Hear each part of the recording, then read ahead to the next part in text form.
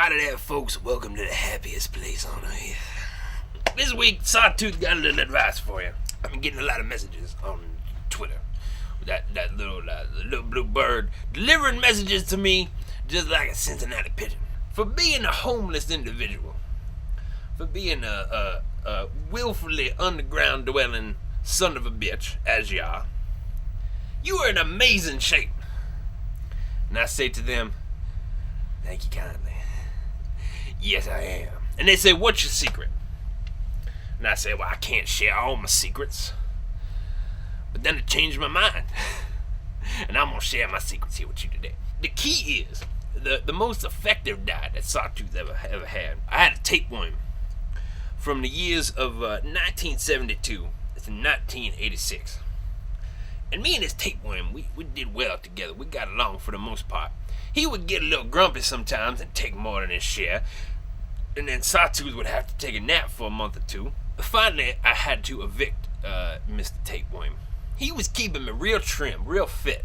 Any food, any surplus food that I had that I didn't need, good old Tapeworm would kind of reach up and just like that.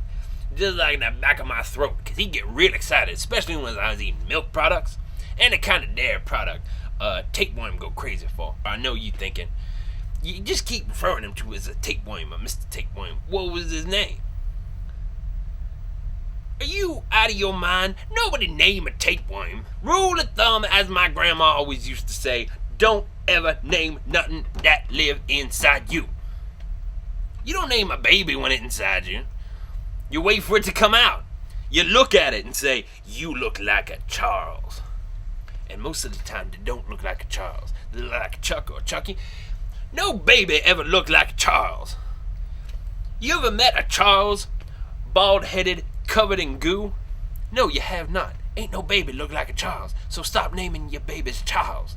After a little while, after the tapeworm, he would get more and more excited, and he would start taking more and more food, and there wasn't nothing Sawtooth can do about it, because it lived kind of independently of what I want, my wants and desires. It was a symbiotic relationship for a long period of time, but eventually that fell apart when he just straight up started trying to kill me. I was eating a little bit of roast pigeon.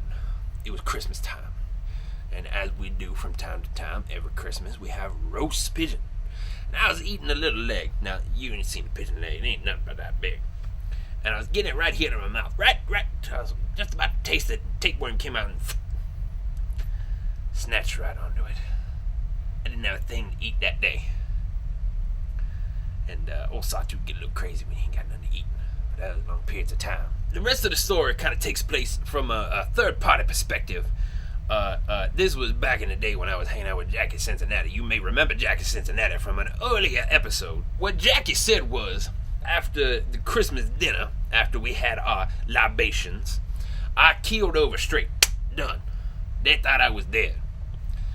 And as is hobo custom, when a hobo die, you take a little saucer of milk and you set it right next to his head. Fortunate for me that's what happened. Because according to Jackie, after a couple of days, and my stomach was just sinking in over these couple of days, my whole body started to convulse. I was making strange noises and just...